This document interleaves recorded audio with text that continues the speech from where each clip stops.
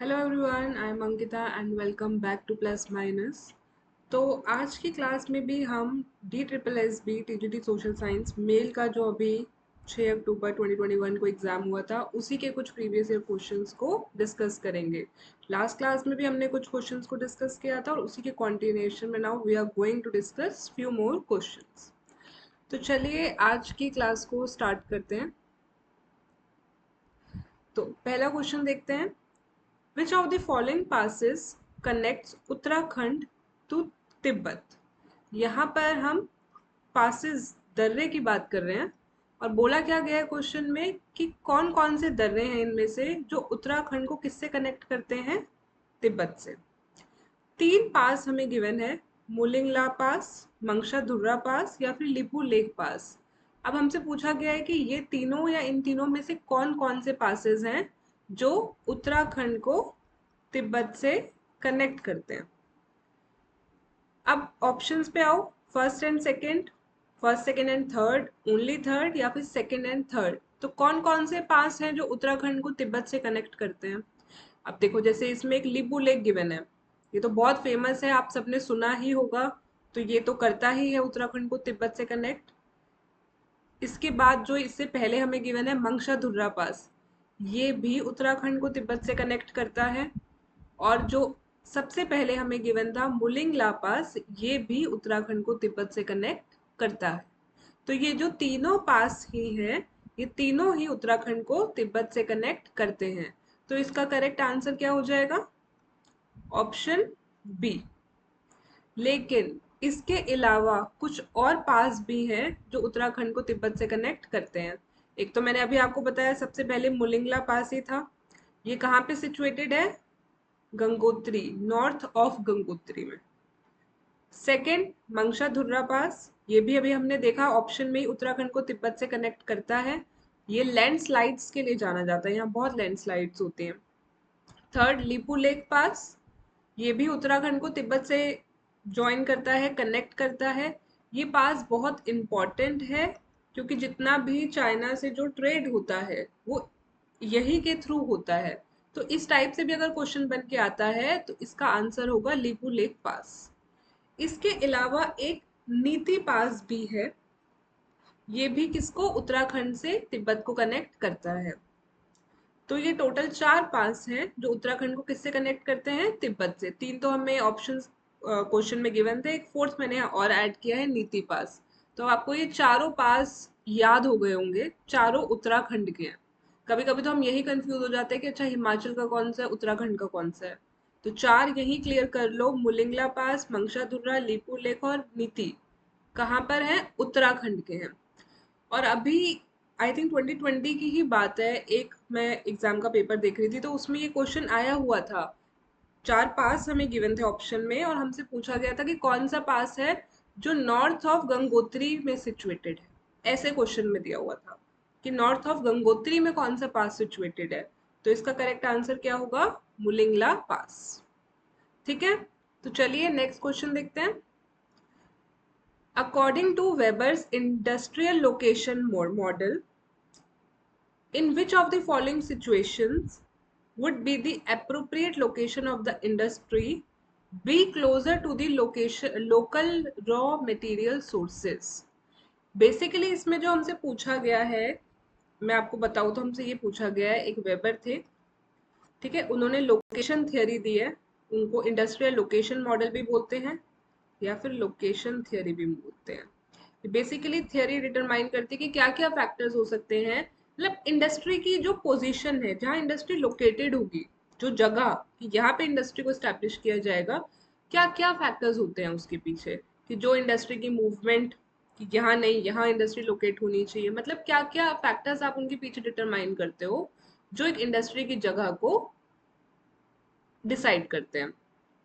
तो इसे location theory भी कहा जाता है, इसे वेबर का इंडस्ट्रियल लोकेशन मॉडल भी कहा जाता है।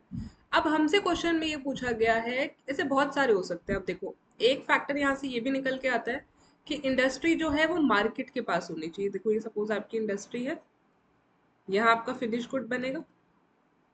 इंडस्ट्री कहाँ होनी चाहिए? मार्केट के पास, या फिर इसे आप कह सकते हो प्लेस ऑफ कंजम्पशन। एक आता है कि इंडस्ट्री कहाँ लोकेट होनी चाहिए, जहां से उसे रॉ मटेरियल मिल रहा है उसके पास होनी चाहिए, इसके बीच में कहीं होनी चाहिए, या इसके पास होनी चाहिए, या इसके पास होनी चाहिए, मतलब there are certain certain factors, बहुत सारे फैक्टर्स हैं।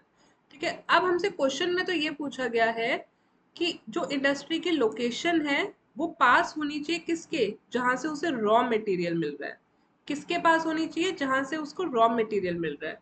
तो कौन सी सिचुएशन होगी जो जिस वजह से इंडस्ट्री की जो लोकेशन है वो कहाँ पे होगी, जहां से उसका रॉ मटेरियल आ रहा है उसके क्लोजर होगी। ठीक है, दो सिचुएशन उन्होंने दी है कि जब physical index of an industry more than one होगा, या फिर physical index of an industry zero होगा। ठीक है, अब मैं आपको पहले ना जरा एक बार इसका आंसर बता देती हूँ कि इसका आंसर है, ये फर्स्ट वाला स्टेटमेंट हमारा करेक्ट है। जब फिजिकल इंडेक्स एक इंडस्ट्री का मोर देन वन होता है तब वो इंडस्ट्री किसके क्लोजर होती है, जहां से उसे रॉ मटेरियल सोर्स हो रहा होता है। ठीक है, तो अगर ये सिर्फ स्टेटमेंट फर्स्ट करेक्ट है तो इसका आंसर हो जाएगा सी। ठीक है, अब इसे समझो कैसे। अभी मैंने आपको बताया वेबर थे, ये एक जर्मन इकोनॉमिस्ट है, इन्होंने लोकेशन थ्योरी दी है। ये सबसे पहले थे, he was the first one जिन्होंने इस चीज पे फोकस किया, इंडस्ट्रियल लोकेशन पे, और थियोरी ऑफ लोकेशन दिया। ठीक है, एक्चुअली था क्या, इनके दिमाग में बड़ी प्रॉब्लम चलती थी इस चीज को लेके, इस चीज के बारे में ये सोचते थे बहुत ज्यादा कि क्यों इंडस्ट्री एक जगह से दूसरी जगह जा रही है, क्या और क्या फैक्टर्स रह सकते हैं जो इंडस्ट्री की इस मूवमेंट को डिटरमाइन करते हैं कि यहाँ पे जो इंडस्ट्री है एक्चुअली में सेटअप होगी। तो इन्होंने उसके ऊपर बहुत पढ़ाई करी, पढ़ा, बहुत सोचा, और इतना सोचने के बाद जो इनका कंक्लूजन आया ना वो ये था कि इन्होंने दो टाइप के फैक्टर्स बताए, एक प्राइमरी और एक सेकेंडरी। सेकेंडरी के अंदर दो थे, एक एग्लोमेरेटिव था and the other one is deglomerative. ये फैक्टर्स है, कभी इन फैक्टर्स के बारे में हम डिटेल में पढ़ेंगे, अभी तो मैं आपको सिर्फ इतना ही बता रही हूँ कि ये दो फैक्टर्स थे, एक प्राइमरी और एक सेकेंडरी। ठीक है, कि ये फैक्टर्स इन्होंने दिए कि कुछ प्राइमरी फैक्टर्स हैं और कुछ सेकेंडरी फैक्टर्स हैं जो इंडस्ट्री को सेटअप करने की जगह को, एरिया को डिसाइड करते हैं। प्राइमरी के अंदर एक बहुत इंपॉर्टेंट था transportation cost, minimum transportation cost. ये मैं आपको इसलिए बता रही हूँ कि यहीं से हम अपने आंसर पे जाएंगे कि प्राइमरी में सबसे इंपॉर्टेंट क्या था कि ट्रांसपोर्टेशन कॉस्ट सबसे कम होनी चाहिए, किसकी, दोनों चीजों की। अभी मैंने आपको जो यहाँ बताया था कि एक तरफ होती है मार्केट जो प्लेस ऑफ कंजम्पशन है, और दूसरी तरफ होता है जहां से उस इंडस्ट्री को रॉ मटेरियल मिल रहा है। तो दोनों के ट्रांसपोर्टेशन कॉस्ट कम होनी चाहिए, रॉ मटेरियल से उस रॉ मटेरियल को उस इंडस्ट्री तक लेके जाने वाली ट्रांसपोर्टेशन कॉस्ट भी मिनिमम होनी चाहिए, और फिर वो फिनिश्ड गुड जब अपने प्लेस ऑफ कंजम्पशन पे जाएगा उसकी भी। तो उस चीज पे इनकी थ्योरी बेस्ड थी, ट्रांसपोर्टेशन कॉस्ट वाला फैक्टर बेसिकली बेस्ड था। ठीक है, अब यहां से इन्होंने निकाला, यहां से आया इनका लॉ ऑफ ट्रांसपोर्टेशन। क्या आया, लॉ ऑफ ट्रांसपोर्टेशन। ये जो बेसिकली लॉ था इसके अंदर इन्होंने दिया था, ये जो हमसे क्वेश्चन में पूछा गया, physical index of an industry. ठीक है, ये इस लॉ ऑफ ट्रांसपोर्टेशन के अंदर था। क्या, physical index of an industry. Basically ये मेजर क्या करता था, जितना भी आप ये कह सकते हो वेट है ये रॉ मटेरियल का, जो सोर्सेस का, टू वेट ऑफ प्रोडक्ट।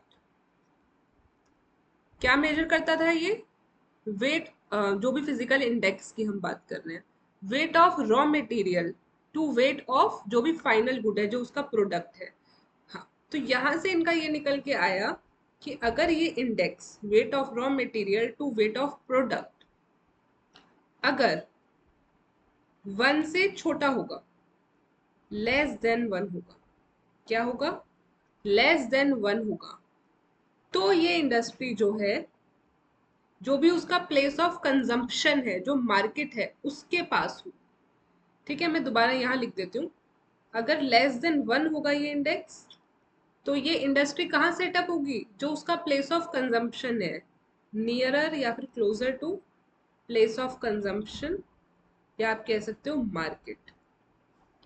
और अगर ग्रेटर देन 1 होगा तो वो कहाँ सेटअप होगी, क्लोजर टू या फिर नियरर टू जहां से उसको रॉ मटेरियल सोर्स होता है। अब क्लियर है? अब आई होप आपको ये आंसर क्लियर हुआ होगा कि जब फिजिकल इंडेक्स एक इंडस्ट्री का मोर देन 1 होता है तो वो कहाँ सेटअप होती है, जहां से उसको रॉ मटेरियल होता है। और यही अगर ये लेस देन 1 होगा तो इंडस्ट्री विल सेटअप कहाँ पर, to the place of consumption. ठीक है, तो चलिए नेक्स्ट क्वेश्चन देखते हैं। In which of the following states of India rice is grown as a commercial crop? कौन से इंडिया के स्टेट में जो चावल है वो कैसे उगाया जाता है, एज अ कॉमर्शियल क्रॉप उगाया जाता है? हरियाणा में, उड़ीसा, पंजाब। तो देखो दो टाइप से आप चावल को उगा सकते हो, एज अ कॉमर्शियल क्रॉप और फिर as a subsistence crop.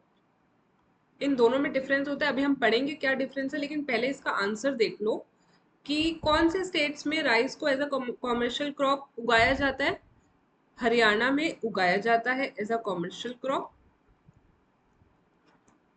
Orissa में उगाया जाता है एज अ सबसिस्टेंस क्रॉप, वो मैं अभी बताऊंगी क्या होता है, पंजाब में भी उगाया जाता है एज अ कॉमर्शियल क्रॉप।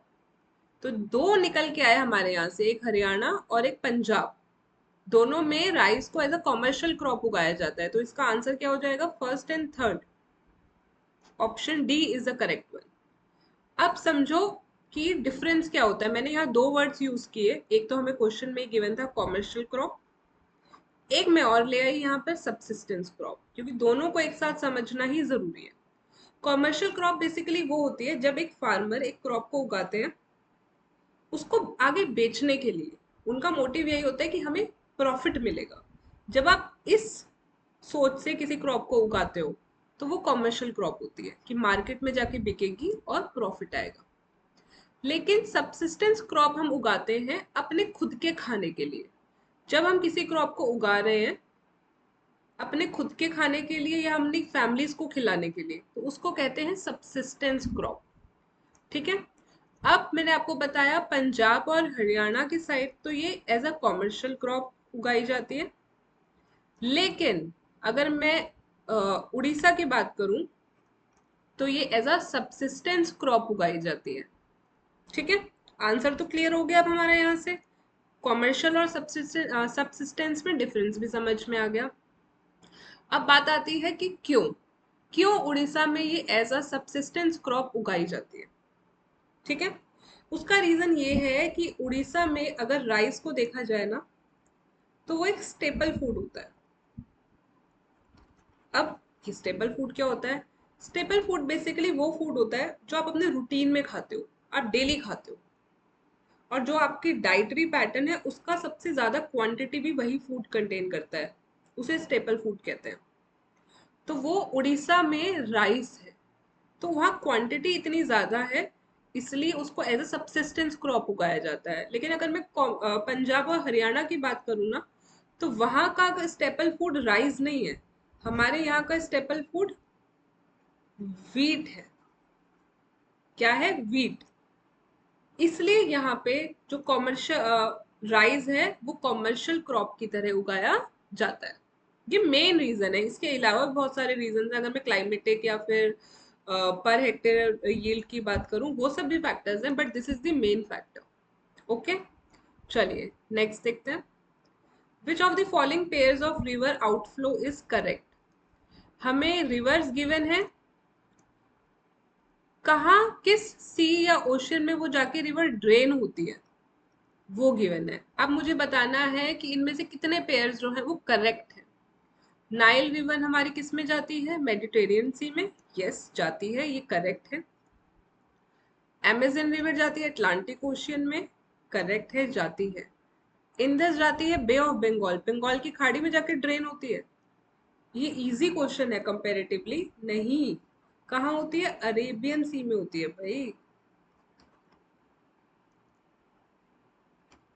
क्योंकि जो इंडस रिवर है उसका डायरेक्शन ही क्या है, इंडिया से होते होते पाकिस्तान जाना, और फिर पाकिस्तान में जाने के बाद वो अरेबियन सी में जाकर ड्रेन होती है, इंडिया से नहीं होती है, पाकिस्तान में जाकर होती है।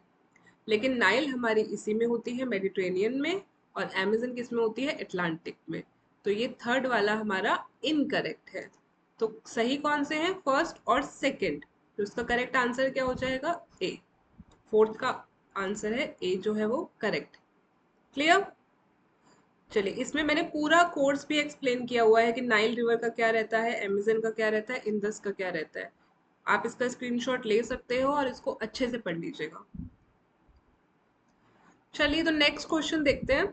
विच of the following measuring scale is use to determine the intensity and severity of earthquakes. कि भूकंप की तीव्रता और गंभीरता को निर्धारित करने के लिए कौन सा वाला स्केल, मेजरिंग स्केल जो है वो यूज होता है। दो गिवन है हमें, मर्कली स्केल या फिर सैफिर सिम्पसन स्केल। एक्चुअली जब भी क्वेश्चन भूकंप से रिलेटेड है और आपसे स्केल पूछे तो आप याद कर लो कि दो ही स्केल सबसे इंपॉर्टेंट है, एक है रिक्टर स्केल, आप सबने ये तो सुना ही होगा, सेकंड है मर्कली स्केल।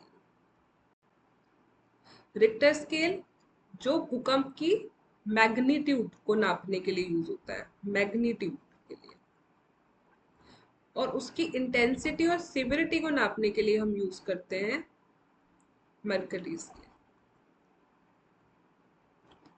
ठीक है, रिक्टर और Mercalli scale is related to the earthquakes. लेकिन अगर मैं बात करूं ये जो हमें गिवन है सैफिर सिम्पसन स्केल, ये हरिकेन के पर्सपेक्टिव में यूज होता है। पहले तो चलो इसका आंसर देख लो, क्योंकि यहीं से हमें पता चल गया इंटेंसिटी और सिविरिटी किससे नापी जाती है, मरकरी से। तो फर्स्ट वाली स्टेटमेंट करेक्ट है। तो ऑप्शन में देखो, option D is the correct one. ठीक है, ऑप्शन डी, रिक्टर होता है, मरकली होता है, मैंने आपको दोनों बता दिए। अब आओ इस पे, सैफिर सिम्पसन पे। ये मैंने आपको बताया है किसके प्रिस्पेक्टिव में यूज होता है, हरिकेन, तूफान के प्रिस्पेक्टिव में हम इसे यूज करते हैं। बेसिकली उसकी हरिकेन की क्या स्ट्रेंथ है, 1 to 5 नंबर्स होते हैं इसमें, उसके बेसिस पे उसकी स्ट्रेंथ का बारे में पता चलता है। ठीक है, चलिए नेक्स्ट क्वेश्चन देखते हैं। Which is the largest producer of barley in the world. विश्व में जौ का सबसे बड़ा उत्पादक देश कौन सा है। किसका, बार्ले का, या फिर जौ आप कह सकते हो। जर्मनी, फ्रांस, ऑस्ट्रेलिया या रशिया, कौन सा है। लार्जेस्ट हमसे पूछा गया है यहाँ पे, तो सबसे लार्जेस्ट इसमें जर्मनी नहीं है, फ्रांस भी नहीं है, ऑस्ट्रेलिया भी नहीं है। नंबर 1 पे है रशिया। क्या है नंबर 1 पे, रशिया। सेकंड पे है जर्मनी। सेकंड पे कौन सा है, जर्मनी। थर्ड पे है फ्रांस। थर्ड पे है फ्रांस। फोर्थ पे है यूक्रेन। और फिफ्थ पे है ऑस्ट्रेलिया। मैंने आपको सारे जितने ऑप्शन गिवन थे सबकी नंबरिंग जो भी है बता दी है। नंबर 1 पे रशिया है। अब जब हम ऐसा कोई क्वेश्चन पढ़ रहे हैं और अगर हम इंडिया की बात ना करें तो नहीं चलेगा ना। तो हम ये भी देख लेते हैं कि इंडिया कौन से नंबर पे है बार्ले की प्रोडक्शन में। तो इंडिया का नंबर है 22, 22nd पोजीशन है इंडिया की। क्लियर, इंडिया टॉप 1 2 3 4 5 क्या टॉप 10 में भी नहीं है, इंडिया की पोजीशन है टॉप 22। ठीक है, चलिए नेक्स्ट क्वेश्चन देखते हैं। Which of the following is not a component of a fault in a crystal rock. जो क्रिस्टल चट्टाने होती हैं उसमें फॉल्ट पड़ जाती है।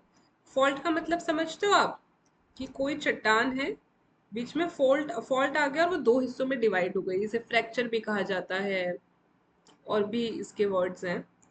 कि फिर आपका जो ये है इस तरीके से चट्टान आ गई, वो सॉरी फॉल्ट पड़ गया, और एक ब्लॉक ये बन गया और एक ब्लॉक यहाँ से ये बन गया, दो अलग अलग ब्लॉक्स बन जाते हैं।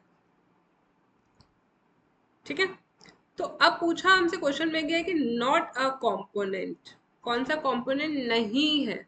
Football, hanging wall, anticlinal axis या फिर फॉल्ट टिप, कौन सा नहीं है। तो नहीं है तो भाई सी नहीं है, एंटी क्लीनल एक्सेस कोई भी फॉल्ट का कंपोनेंट जो भी एक दरार पड़ गई उसका कंपोनेंट नहीं है। दो बहुत इंपॉर्टेंट कंपोनेंट इसी पॉइंट्स में हमें गिवन है, एक फुटवॉल और एक हैंगिंग वॉल।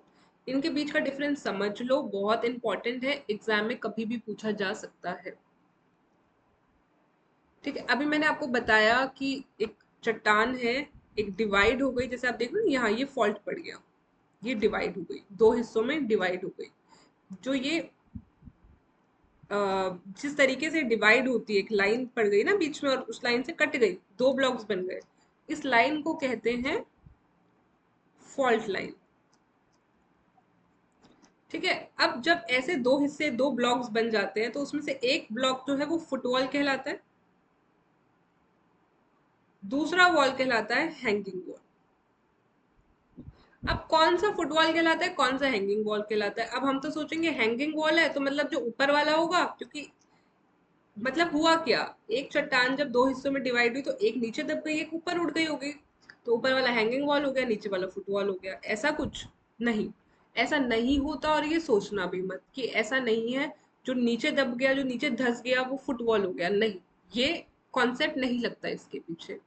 इसके पीछे कॉन्सेप्ट लगता है इसकी फॉल्ट लाइन को देखो।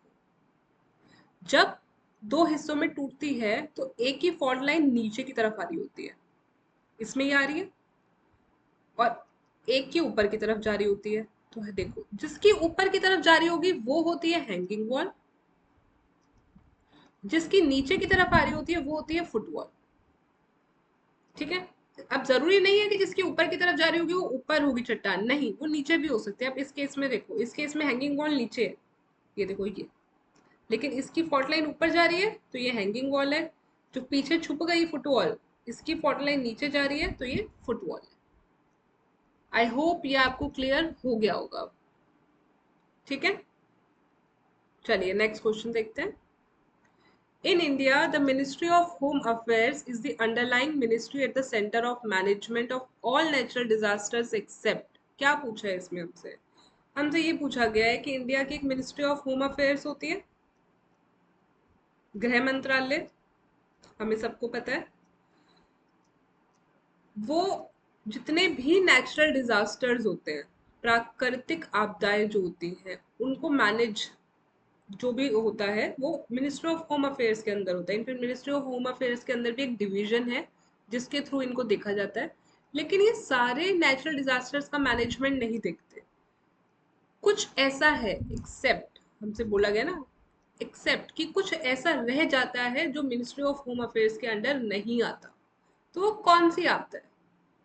मैंने आपको बोला कि सारे नेचुरल डिजास्टर्स का मैनेजमेंट इस मिनिस्ट्री के थ्रू होता है, लेकिन कौन से डिजास्टर ऐसा है जिसका नहीं होता, और होना भी क्या चाहिए, नेचुरल डिजास्टर मतलब प्राकृतिक आपदा। ऑप्शन देखो, लैंडस्लाइड, सुनामी, ड्राई या ड्रॉट आप इसे कह सकते हो, सूखा पड़ जाना, या फिर वॉल्केनिक डिजास्टर। तो मैं आपको इसका आंसर पहले ही बता देती हूँ कि कौन सा नहीं आता, तो वो है सी, ड्रॉट या फिर dry, ministry of home affairs के अंदर नहीं आता। एक्चुअली देयर आर टू, एक तो ड्राई है या फिर ड्रॉट, दूसरा है एपिडेमिक, कोई महामारी। ये दो चीजें मिनिस्ट्री ऑफ होम अफेयर्स के अंदर नहीं आता, बाकी सारे नेचुरल डिजास्टर्स का management ministry of home affairs के थ्रू होता है। अभी मैंने आपको बताया मिनिस्ट्री ऑफ होम अफेयर्स के अंदर एक डिवीजन है जो रिस्पॉन्सिबल है इस पूरे डिजास्टर के लिए, कि जितने भी नेचुरल कैलिमिटीज होंगे और मैन मेड डिजास्टर्स होंगे उनके लिए क्या रिस्पॉन्स रहेगा, क्या रिलीफ प्रोवाइड करना है, कैसे आप प्रिपेयर करोगे कि जो भी लॉस है डिजास्टर का वो कम से कम हो, क्या पॉलिसीज बनेंगी, क्या प्रिवेंशन होगा, लॉन्ग टर्म पॉलिसीज क्या रहेंगी, वो सब मिनिस्ट्री ऑफ होम अफेयर्स के अंदर एक डिवीजन है जिसका नाम है डिजास्टर मैनेजमेंट डिवीजन, ये देखता है। कौन से दो डिजास्टर्स ये नहीं देखते, एक तो ड्रॉट और एक एपिडेमिक। क्लियर, चलिए नेक्स्ट क्वेश्चन देखते हैं। The maximum horizontal distance that is reached by a tsunami is referred to as। दो टाइप के डिस्टेंस होते हैं, एक हॉरिजॉन्टल, एक वर्टिकल।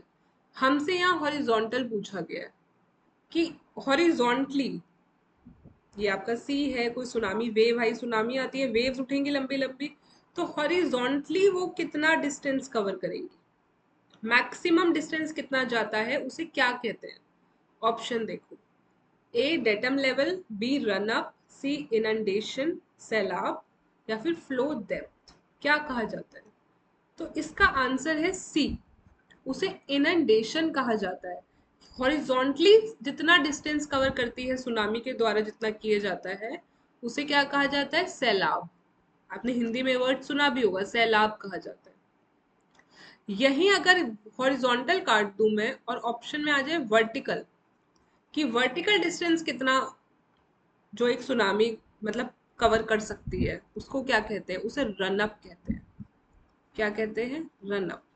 किस तरीके से? जैसे सपोज ये आपका सी है, कि जो एक सी का लेवल है, नॉर्मल लेवल, ये आपकी लैंड है। इस तरीके से सुनामी आई जिसके बाद ये सी लेवल जाके इतना रेज हो गया और मैक्सिमम यहाँ तक पहुंचा। तो हॉरिजॉन्टली जितना कवर करेगा वो तो होगा इनंडेशन, लेकिन अगर मैं वर्टिकली देखूं यहाँ से मैक्सिमम जहां लैंड तक उसने टच किया, कि वर्टिकली कितना किया है, तो वर्टिकली होता है run up. Clear? I hope थोड़ा बहुत इसमें अब आपको समझ में आ गया होगा कि एक हॉरिजॉन्टल होता है और एक वर्टिकल होता है। ठीक है, चलिए नेक्स्ट क्वेश्चन देखते हैं। Dash is the first revolution which was based on socialist ideals. पहली क्रांति कौन सी थी जो किस पर बेस्ड थी? सोशलिस्ट आइडियल्स, समाजवादी आदर्शों पर। रशियन, अमेरिकन, हंगेरियन या फिर फ्रेंच क्रांति, कौन सी थी? तो जिन्होंने सोशलिस्ट की थ्योरीज पढ़ी होंगी, कार्ल मार्क्स की थ्योरी पढ़ी होगी, या फिर हिस्ट्री ऑफ सोशलिज्म पढ़ा होगा, तो वहां ये मेंशन किया हुआ है कि जो सोशलिज्म के ट्रेसेस हैं वो सबसे पहले फ्रेंच रिवॉल्यूशन से ही मिलते हैं, 1789। तो हम यहीं से एक अंदाजा लगा सकते हैं कि जो पहला रिवॉल्यूशन था जो फ्रेंच सोशलिस्ट आइडियल्स पे बेस्ड था, वो कौन सा था? French revolution. ठीक है, चलिए नेक्स्ट क्वेश्चन देखते हैं। Which side of the golden quadrilateral corridor, very important क्योंकि रिसेंट है, बहुत इंपॉर्टेंट है, हैज द लॉन्गेस्ट लेंथ, सबसे लंबी लेंथ है। एक्चुअली ये क्या है गोल्डन क्वाड्रिलेटरल? आप ये कह सकते हो वन ऑफ द लॉन्गेस्ट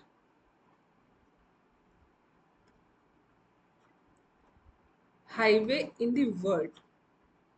मुझे नंबर याद नहीं आ रहा कि इसको कौन सा, आई थिंक फिफ्थ है या सिक्स्थ है longest highway in the world, पूरे वर्ल्ड में फिफ्थ या सिक्स्थ में से ही है, लॉन्गेस्ट है।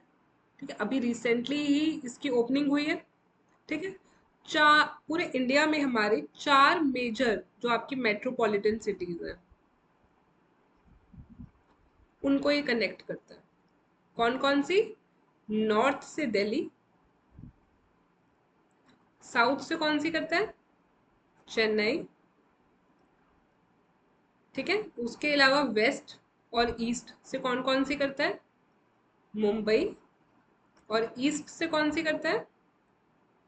कोलकाता। इस तरीके से कनेक्टेड है, एक क्वाड्रिलेटरल की शेप है, इसलिए इसे गोल्डन क्वाड्रिलेटरल कॉरिडोर बोला बोला जाता है। अब देखो ना, चार साइड बन गई। अब पूछा गया कि कौन सी वाली साइड की लेंथ सबसे लंबी है, सबसे लॉन्गेस्ट रूट है? मुंबई से चेन्नई, दिल्ली से मुंबई, दिल्ली से कोलकाता, या फिर कोलकाता से चेन्नई, किसका सबसे लंबा रूट है? तो वो है इन चारों में से 11 से डी, कोलकाता से चेन्नई। जो ये वाली साइड है ना, सबसे लॉन्गेस्ट रूट है। तो आंसर क्या हो जाएगा इसका? डी। मैंने यहाँ पे इसलिए इसकी इमेज भी लगाई है, आपको देख के अब समझ आ जाएगा। ये दिल्ली, मुंबई, कोलकाता एंड चेन्नई, इस तरीके से पूरा कनेक्टेड है। तो ये चेन्नई से Kolkata is the longest one. Clear? ये लिखी भी हुई है इसकी लेंथ, आप देख सकते हैं। जो कोलकाता से चेन्नई है, this is 1684 kilometres. Then second number पे दिल्ली टू कोलकाता 1453, थर्ड पे Mumbai to Delhi which is 1419 kilometre. Then fourth number पे चेन्नई टू मुंबई। लॉन्गेस्ट पूछा गया है तो लीस्ट भी पूछा जा सकता है। तो लीस्ट किसका है? चेन्नई से मुंबई का। ठीक है, चलिए नेक्स्ट क्वेश्चन देखते हैं। Kosi river is a tributary of which of the following.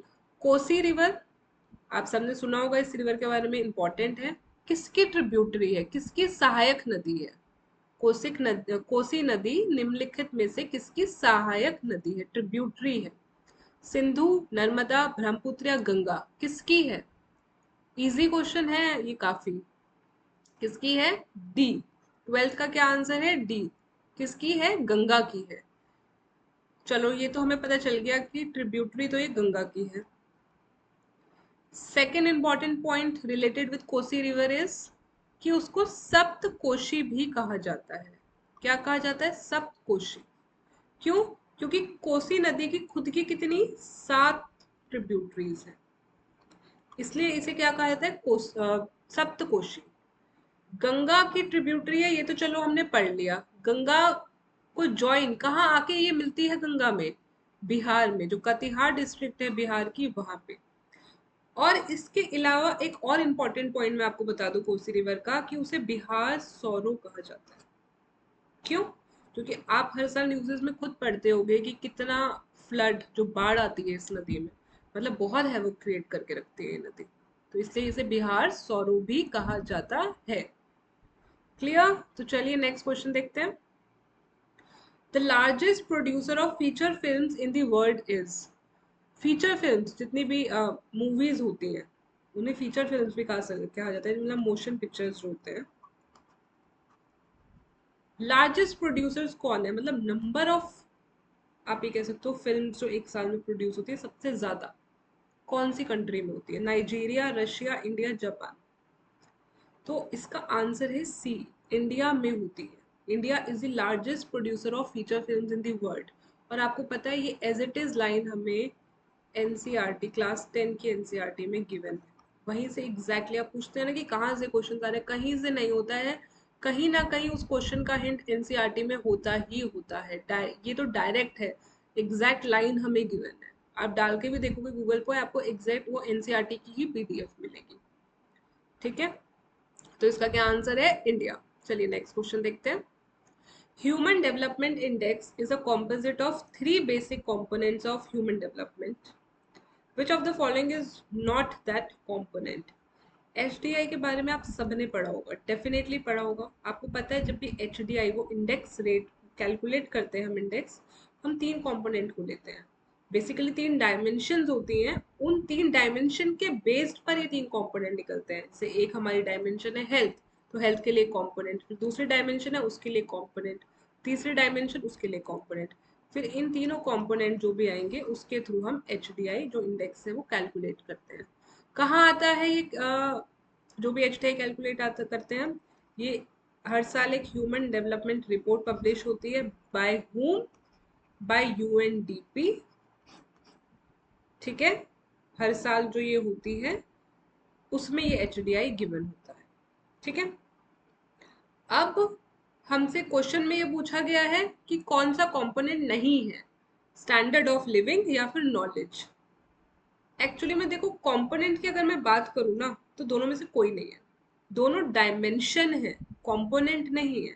HDI में आएंगे ये दोनों, सॉरी, स्टैंडर्ड ऑफ लिविंग भी आता है और नॉलेज भी आती है, लेकिन ये दोनों क्या है? डायमेंशन है, नॉट अ कंपोनेंट। 3 डायमेंशन होती हैं, स्टैंडर्ड ऑफ लिविंग एक डायमेंशन है, नॉलेज एक डायमेंशन है, और तीसरी डायमेंशन होती है हेल्थ। फिर इन तीनों डायमेंशन के बेस पे हमारे कंपोनेंट्स निकलते हैं, जिनके थ्रू हम निकालते हैं एचडीआई, ह्यूमन डेवलपमेंट इंडेक्स। तो यहाँ पे ये दोनों नहीं है। मैं दोबारा बता देती हूँ, दीज आर नॉट कंपोनेंट्स। ये एचडीआई के कंपोनेंट नहीं है, ये एचडीआई की क्या है? डायमेंशन है। तो इसका आंसर क्या हो जाएगा? Neither one nor two. तो डी, 14th का करेक्ट आंसर है डी।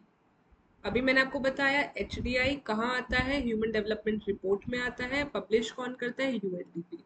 3 डायमेंशन है, एक लॉन्ग एंड हेल्दी लाइफ, जैसे मैंने अभी बोला भी था, health, access to knowledge and a decent standard of living. अब देखो यहीं से ये दोनों उठा के आपको ऑप्शन दिए हुए थे ना, नॉलेज और स्टैंडर्ड ऑफ लिविंग, तो these are dimensions.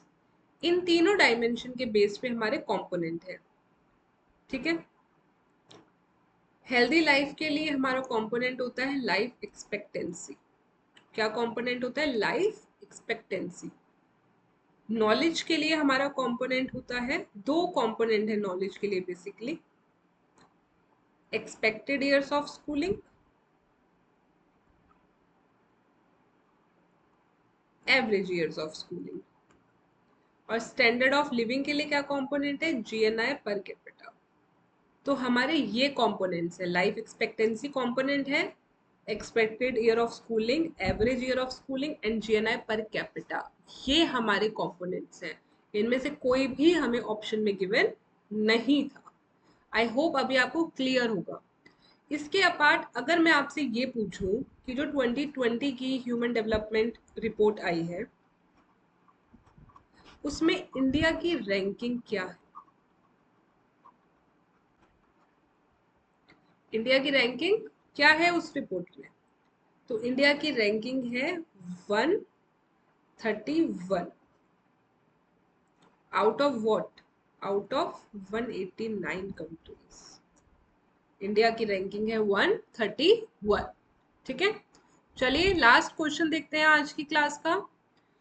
Which of the following alliances of world war two is correct? ये हमें पता ही है, वर्ल्ड वॉर वन में भी अलायंसेस बनी थी, वर्ल्ड वॉर टू में भी अलायंसेस बनी थी। तो कौन सी अलायंसेस वर्ल्ड, बहुत ध्यान से पढ़ना, हम टू की बात कर रहे हैं कि वर्ल्ड वॉर टू के लिए करेक्ट है। फर्स्ट है Britain, France, Soviet union, USSR या फिर USA. Second Germany, Italy, Japan. Not a tough question. अगर आपने वर्ल्ड वॉर को एक भी उसकी क्लास ली हुई है तो हमें इतना तो पता ही है कि कौन कौन सी अलायंसेस बनी थी। एक्चुअली दोनों अलायंसेस ही ठीक है। ये भी बनी थी Britain, France, Soviet union, USA की, और जर्मनी, इटली, जापान ये भी बनी थी, ठीक है। जो ये जर्मनी, इटली, जापान वाली है इन्हें क्या कहा जाता था? ये क्या थी? ये एक्सिस पावर्स थी। और जो ये ब्रिटेन, फ्रांस, सोवियत यूनियन और यूएसए वाली थी इनको क्या कहा जाता था? Allied powers. तो बोथ आर करेक्ट। जो फर्स्ट वाला ग्रुप, जो अलायंस है, उन्हें एलाइड पावर्स कहा जाता था। सेकंड वाला इज एक्सिस पावर। दोनों करेक्ट हैं तो आंसर क्या हो जाएगा? Both 1 and 2। क्लियर? तो चलिए इसी के साथ आज की क्लास को यहीं पे ही खत्म करते हैं। Thank you so much. Will see you in the next class. Thank you.